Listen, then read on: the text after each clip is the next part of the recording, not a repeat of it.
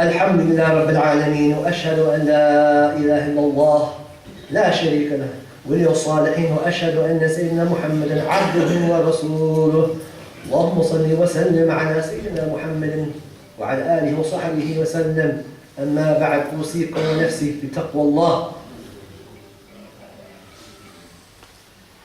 A few of our members came up to me this week and they said to me that with the Christmas holiday now coming and many of the youth will be in the masjid listening to the khutbah, that if you could perhaps have a recap over some of the things that you have mentioned, because our young people, men and women, need to hear some of the things that you've mentioned in the past few khutbahs.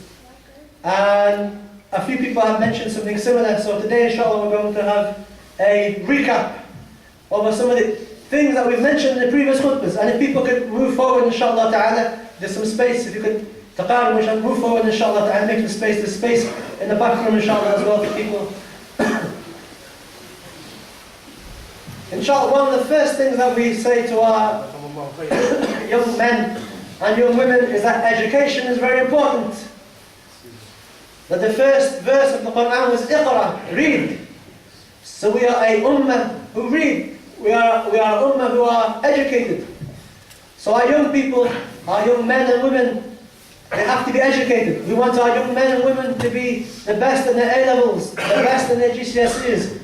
We want them to go on to university, inshallah ta'ala, be the best that they can. Many people, your parents never had the opportunity that you had to be educated. Many of them came here and they worked hard. And now you've got a free education. And you ask some of the people who come to universities from around the world to Cardiff to study, and they pay thousands of pounds, more than you perhaps will pay. So they've come for this education, and you'll be given it free. So inshallah, the first thing we say is that be a nation, be a ummah of people who are educated in their secular studies, and also, more importantly, that they are educated in the Islamic studies. That your basic, everybody should know how to do the fard of wudu, how to do the fard of salah, the obligatory aspects of your wudu, the obligatory aspects of your salah. Every man and woman should have some knowledge of Islam, the basic knowledge of their fard ayn, that knowledge which they have to know in order to worship Allah correctly. And then we say that we should be careful that who we listen to. And our youth should be careful not to go to the internet to search out for answers, that they come to qualified people, imams, that they come to qualified imams who know and have been taught correctly, have been taught fatwa, or have been taught tajweed or hadith. They should go. Not every imam is a mufti, and not every imam is a hafiz of the Quran, and you have to know which imam to go to. And this is very important because many of our young people, they listen to the wrong people and they get confused. And they come and they say, this person says this, and this person says this. And at best, at the safety level, that this causes confusion amongst young men and women. And at worst, this causes extremism amongst some of our young boys and our young girls. And they go on to start thinking about things which are outside of our sharia, outside of the way of our Prophet sallallahu alaihi wasallam. Then they start thinking that you can now go and start to kill people and decapitate people in the roads. This is not part of our deen. And no justification for this. If you have problems with what's happening in certain Muslim countries, then there are ways that you can show your grievance. And Allah subhanahu wa ta'ala has told us, إِنَّ اللَّهَ لَا يُغَيِّرُ بِقَوْمٍ حَتَّى يُغَيِّرُوا مَا بِأَنفُسِهِمْ. Allah does not change the state of a people until they themselves change what is within them. So the state of the ummah, what's happening now in Afghanistan and Syria and Iraq, and if you want to look at it from Allah subhanahu wa ta'ala's perspective in the Quran, the Quranic perspective, then there's problems going on with the ummah. There's problems going on with ourselves. All we have to do is ask, how many prayed Fajr this morning? Yeah, you want to ask about what we can do for Akhwana fi Syria. طيب, how many of you prayed Fajr this morning? How many of you woke up after the sunrise? And how many of you maybe didn't pray Fajr? And they're sitting here. How many prayed Isha? How many are praying on time? And then you want to say, why is Allah? Because Allah is the one that's doing everything that's happening in these countries. So we need to be careful, inshallah. We have to look at our hawa, that we have the Quranic worldview of the world. We look at the perspective of what's going on from the Quran, and not from our hawa, our political motives. So be careful.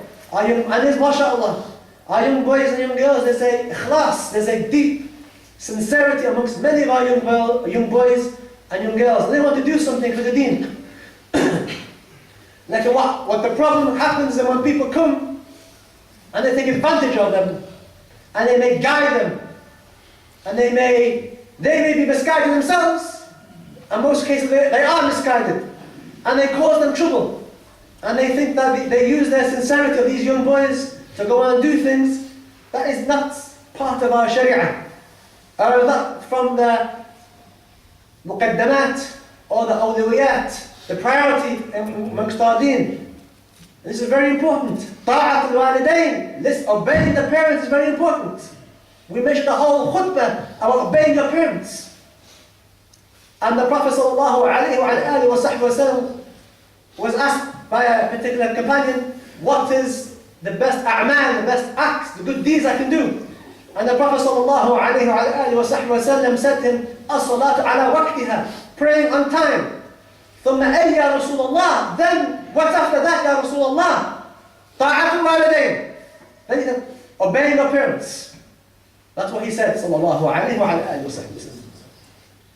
And then the Sahabi, mashallah, Sahaba, always asking questions. Then the Sahabi said, ثم أي يا رسول الله, and then what ya Rasulullah? And the Prophet sallallahu alayhi wa sallam said, struggling fi sabilillah, or what can be termed as a jihad fi sabilillah. So he put ta'at al-walidain before, struggling in the way of Allah subhanahu wa ta'ala. And this is a dars for those who understand what I'm trying to say. Because I don't have to spell things out. People have to wake up and listen, inshallah. And many of our young people, they understand what I'm trying to say. Then we say to our young women, inshallah, that a lot of our young sisters have a lot of difficulties in wearing the hijab. And mashallah, and some of our sisters who don't wear the hijab are trying to wear the hijab. And they have difficulties. And we say to them, the young women, that have patience, because you are ambassadors for this faith. You know how many men, when they come across you, and they find that you are educated, and you can talk, and that you've chosen to wear the hijab, not because your father has forced you, or your husband has forced you, because it's your free will, your choice to express your religion, freedom of expression of religion that this country, mashallah, still holds. And many men, they can't understand this, and this is a means for them to become Muslim. And certain men have become Muslim when they've come across Muslim women who wear hijab, and all of a sudden all their stereotypes are destroyed. And they can't understand why. And what they have to realize, this woman, she has her freedom of choice, inshallah. There's more space in the back rooms, inshallah. There's more space. This is why we need an extension in the masjid. Yeah, this is something, and one of the brothers here, he came, he said, look at the plaque outside, this plaque. And he said, subhanAllah, in January the 29th, it's going to be 30 years. The 30 years of this masjid.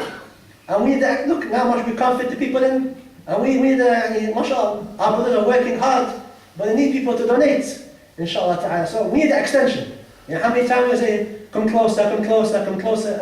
And this is a good sign that the people that Iman, there's still Iman. Many of the churches are closing down. And some Muslims are buying those churches.